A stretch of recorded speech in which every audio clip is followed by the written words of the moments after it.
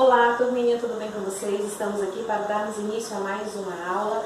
Hoje, dia 13 de 8 de 2020, nós vamos trabalhar com um tema bem legal. Vamos falar sobre direitos e deveres dos cidadãos. Lá em Ciências Sociais, lá no livro 5, na página 283, que vai até a página 284. E o que são os direitos e os deveres? Nós temos os direitos a muitas coisas, mas também nós temos os nossos deveres. Nós temos que respeitar, assim, para podermos ser respeitados. E assim por diante. Vamos acompanhar um pouquinho mais do nosso assunto, do nosso livro? Então, peguem o livro de vocês e abrem na página 283. Ser cidadão é também respeitar as pessoas do jeito que elas são. O importante não é a cor, o peso ou o tamanho, ou o jeitão de cada um. O importante é ser bom. Reconhecer que temos direitos e também deveres. Cada direito corresponde a um dever. O dever de respeitar, o dever de muito amar. Ou seja, se eu quero ser respeitada, eu tenho que respeitar uns aos outros. Nós temos que respeitar as pessoas como elas são. Não ficar julgando e nem criticando, né? E nem cometendo bullying. O poema fala de alguns direitos e deveres dos cidadãos. Muitos direitos e deveres são garantidos por leis brasileiras. É o caso, por exemplo, de direitos e deveres que estão na Constituição Federal de 1988, no Estatuto da Criança e do Adolescente e no Estatuto do Idoso. Vamos conhecer alguns deles. Liberdade de expressão. Nós temos total liberdade de expressão, dar nossa opinião, dar nosso ponto de vista, né? Esses são os nossos direitos. Igualdade. Todas as pessoas têm os mesmos direitos. Eu tenho o direito de estudar numa escola pública, assim como qualquer outra pessoa tem o direito de estudar numa escola pública. Esses são os meus direitos. Liberdade de locomoção. Eu posso ir e vir para onde eu quiser, sem que ninguém possa me proibir de algo público. Então, esse é o meu direito. Nós temos o direito à saúde, à educação e à moradia digna. Nós também temos o direito de escolher nossos governantes por meio de voto. Esses são alguns dos nossos direitos. É algo que nós temos o direito. E quais são os nossos deveres? Nós também temos nossos deveres. Vamos ver quais são eles? Agir de acordo com a lei. Nós temos que cumprir as leis. Se nós temos um semáforo, por exemplo, no meio de uma avenida, ali nós temos ali é por lei, é obrigatório por lei nós pararmos, porque senão nós vamos ser multados. E as multas que são atribuídas aos motoristas, elas são de direitos e, como é que eu posso dizer, elas são obrigatórias. Por quê? Para que o motorista possa ser mais educado no trânsito, para que ele possa obedecer às regras. Os nossos deveres também é respeitar os direitos dos outros cidadãos. Nós temos que respeitar as pessoas, não importa a cor, a raça, né? Então nós temos que respeitar, assim como nós temos o direito de ser respeitados. Quais são nossos deveres também? Nosso dever é colaborar para a boa convivência em sociedade. Nós temos que ser bons cidadãos, respeitar, né? Contribuir e ajudar a sociedade. Nosso dever também é preservar o meio ambiente, não poluir, desmatar, destruir. É um direito nosso ajudar a conservar o meio ambiente. Um direito nosso também é colaborar com a preservação do patrimônio público. É um direito nosso cuidar das nossas escolas, das nossas praças, ajudar a cuidar da nossa cidade, da limpeza, da organização. Esse é um direito nosso. Afinal, a cidade é de quem? Da população, da sociedade. Um outro direito também da população, dever, é escolher seus governantes por meio do voto. É um dever nosso escolher as pessoas que a gente quer que represente nosso Estado, que responda por nós. É um direito nosso escolher a pessoa que a gente acha que vai contribuir para a nossa sociedade. Então esse também é nosso dever. Na página seguinte, nós temos o exercício de aplicação, tá? Assinale V para as alternativas verdadeiras e F para as alternativas falsas. Ser cidadão é ter direitos e deveres, é verdade ou falso? É verdade, né? Segundo a Constituição do Brasil, nem todas as pessoas que vivem na sociedade brasileira possuem direitos e deveres. Isso é verdade ou falsa? Respeitar as pessoas com quem convivemos e preservar o meio ambiente são formas de exercer a cidadania? Isso é verdadeiro ou falsa?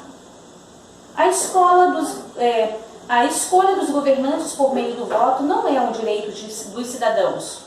Você acha que isso é verdadeiro ou falso? Na questão número 2, você aprendeu que cada cidadão possui direitos e deveres. Na escola, todos têm direitos e deveres também. Na escola nós temos os nossos direitos e tem nossos deveres. Nossos deveres é o quê? Manter a escola sempre limpa, contribuir com o silêncio, com os bons relacionamentos. Então nós temos os nossos direitos e nossos deveres, né? Então, converse com os colegas de sala e escreva no quadro a seguir os direitos e deveres que vocês têm em sua escola. Quais são os direitos que vocês têm da escola? E quais são os seus deveres dentro do espaço da escola? Então, virando a página, na página 286 é o exercício proposto. Também refere-se ao nosso tema, direitos e deveres dos cidadãos. Na questão número 3, que é o exercício proposto, faça uma entrevista com um familiar, pode ser a sua família, tá? Leia as questões a seguir e anote as respostas do entrevistado, ou seja, da pessoa que você vai fazer a entrevista. Na questão A, por que a cidadania é importante? Por que é importante exercer a cidadania? Aí você vai colocar a resposta aí do entrevistado. Na letra B, dê exemplo de 2 atitudes cidadãs no seu cotidiano. Ou seja, dê exemplo de 2 atitudes que você considera uma atitude cidadã. Aqui, mas referente à resposta dos entrevistados. Vocês vão colocar aqui na questão letra B, tá? Então, o exercício proposto é somente a página 286. Eu aguardo vocês na nossa próxima aula.